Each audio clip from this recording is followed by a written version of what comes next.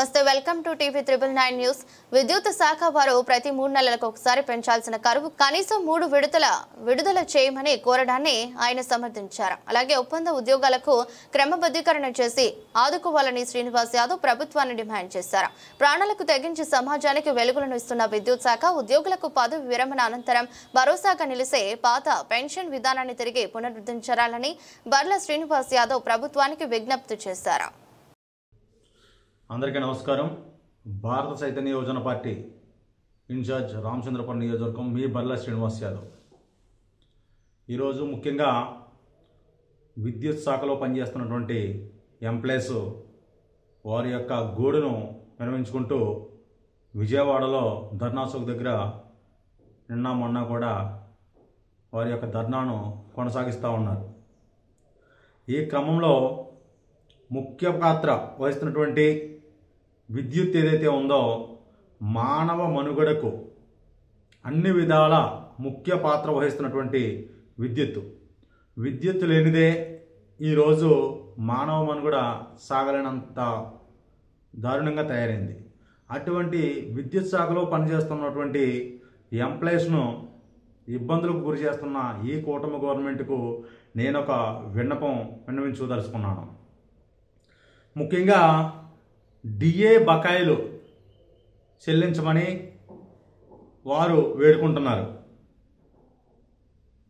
గత గవర్నమెంట్ కావచ్చు, ఇప్పుడున్న గవర్నమెంట్ కావచ్చు, ఆ యొక్క విద్యుత్ శాఖకు సంబంధించినటువంటి ఎంప్లాయీస్ను వాడుకుని అదేవిధంగా వారికి రావాల్సినటువంటి ఏవైతే ఈ డిఏ బకాయిలు ఉన్నాయో వాటిని పూర్తిగా చెల్లించమని వారు అడగట్లేదు. ప్రస్తుతానికి ఒక 3 అయినా సరే చెల్లించండి అని చెప్పేసి వాళ్ళు వాపోతున్నారు. అదేవిధంగా కాంట్రాక్ట్ బేసిక్లో వర్క్ చేస్తున్నటువంటి ఎంప్లాయీస్ను రెగ్యులరైజేషన్ చేయమని వారు వేడుకుంటున్నారు. తప్పే ఉందండి. వారు వయసులో ఉన్నప్పుడు మీరిచ్చే ఇప్పుడు చదువుకుంటున్న స్టూడెంట్స్కి జాబులు కల్పించవలసిన బాధ్యత ఏదైతే ఉందో గవర్నమెంట్ పైన ఉంది. అప్పుడు జాబులు లేవని చెప్పేసి కాంట్రాక్ట్ విధానాన్ని తీసుకొచ్చేటప్పుడు వారి యొక్క యుక్త వయసులో ఉన్నటువంటి కుర్రవాళ్ళంతా కూడా ఈ యొక్క కాంట్రాక్ట్ దాంట్లో జాయిన్ అయ్యారు. ఈరోజు కాకపోతే రేపైనా సరే వాళ్ళని పర్మనెంట్ చేస్తారనే చిన్న ఆశ. వారి యొక్క జీవితాంతం కష్టపడి ఎండ లేదు, గాలివాన లేదు, ఎక్కువగా విద్యుత్ శాఖ పనిచేసేది ఎప్పుడంటే వర్షాలు ఎక్కువ వస్తున్నప్పుడే. అటువంటి మామూలుగానే మన ఇళ్లలో చిన్నది ఏదైనా ఫీజు పోతే మనం భయపడతాం ముట్టుకోవడానికి. అటువంటిది వాళ్ళు ప్రాణాలకు తెగించి పిల్లలను, భార్యను అందరినీ పక్కన పెట్టి మన కోసం మనకి వెలుగునివ్వాలని వారు ఆ వర్షంలో కూడా ఆ స్తంభాలు ఎక్కి జారిపోతున్నాయి. అదేవిధంగా కరెంట్ సడన్గా వచ్చేయచ్చు, అనేక రకాల ఇబ్బందులు ఉంటాయి.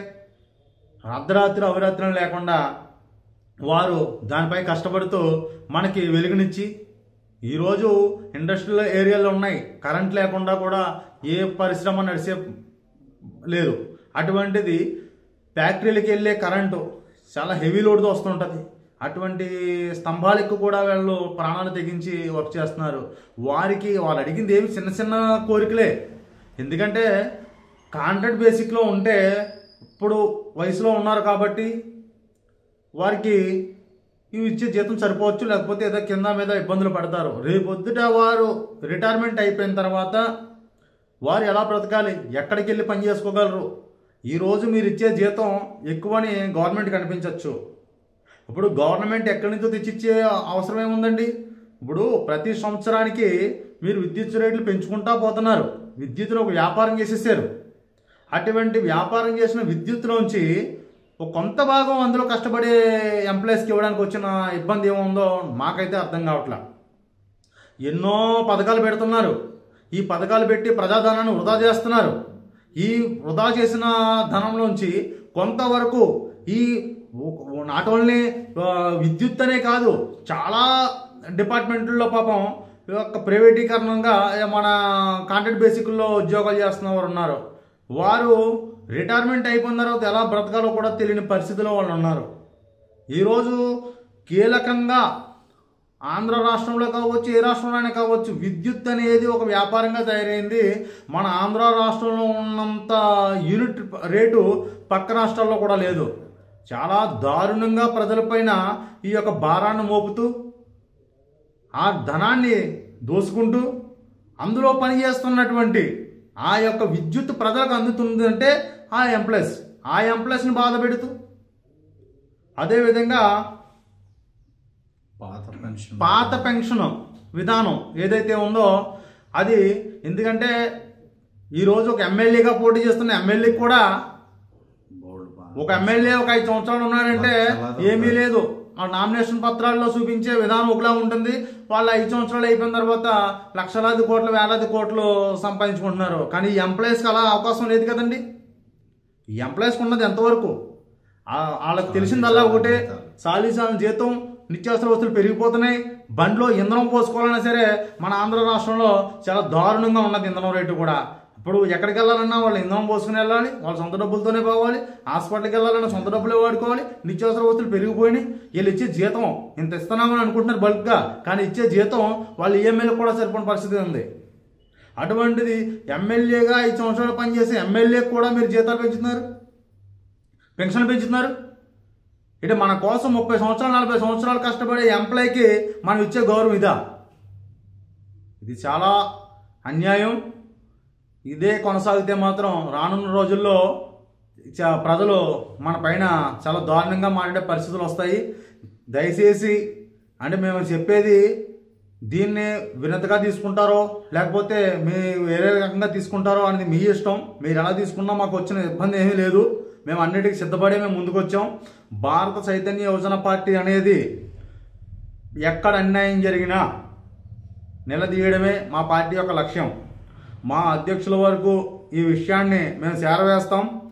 పెద్ద ఎత్తున ఈ ఎంప్లాయీస్కు న్యాయం జరిగే వరకు కూడా భారత చైతన్య యువజన పార్టీ అండగా నిలుస్తుందని మరొక్కసారి మనవి చేసుకుంటూ, కూటమి గవర్నమెంట్కి మేము విన్నవించుకున్నది ఒకటే, ప్రజలను ఇబ్బంది పెట్టొద్దు. ప్రజలను మిమ్మల్ని నమ్మి ఓట్లేసి మిమ్మల్ని గెలిపించారు, ఉద్యోగులను ఇబ్బంది పెట్టొద్దు. వారు ఎక్కడికి వెళ్ళి ఏమీ చేసుకోలేరు. వాళ్ళు ఉదయం లేచిన కాడ నుండి సాయంత్రం వరకు ఆ యొక్క డ్యూటీ చేసుకోవడం, డ్యూటీ నుంచి ఇంటికి వెళ్ళి ఫ్యామిలీతో చక్కగా గడపడం తప్ప వారికి ఏ బాధ ఇంకా ఏం తెలియవు. కాబట్టి వారిని బాధ పెట్టి ఇటువంటి రాజకీయాలు చేయొద్దని మరొక్కసారి విన్నవించుకుంటున్నాం.